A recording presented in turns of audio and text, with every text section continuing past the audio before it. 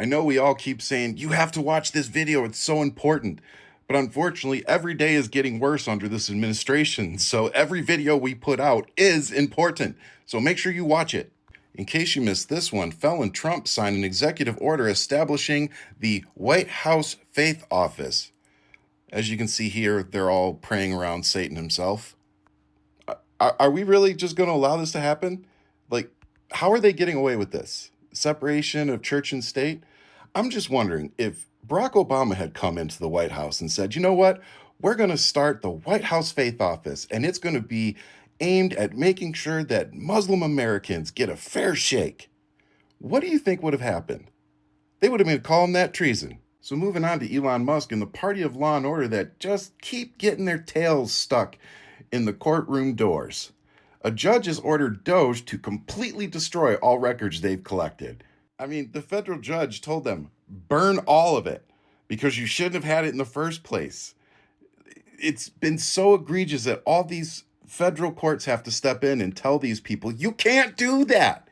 Why is it that the supposed smartest guy and richest guy on the planet doesn't seem to know what he's doing about anything? Like everybody just claps for this guy like he's some genius and he's not. I mean, this is supposed to be government efficiency. All that wasted time. Who's paying those 20-year-olds to do what they're doing? Are taxpayers paying for that?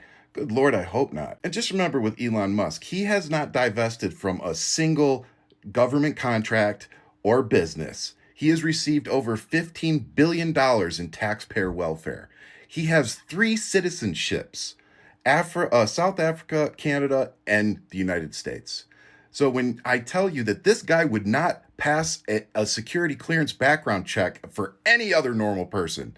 And speaking of security clearances, I could be wrong, but when you have a president that starts going around removing security clearances so that the people going after them can't do their jobs, I think that's a little authoritarian, but, maybe it's just me. But finally, one of the things that terrifies me personally is what the Pentagon's doing. The Pentagon announced that they'll be booting more mainstream media than originally reported from their offices in the Pentagon so that they can give them to other news agencies. So, as you can see, New York Times, NBC News, NPR, Politico, Washington Post, CNN, The Hill, pretty standard stuff. So who's replacing them?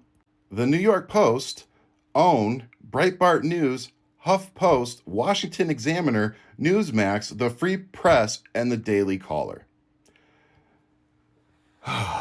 So when you have a president allowing their military to boot out any media that might question what they're doing while simultaneously removing the security clearances of anybody that challenges him, what's that called again?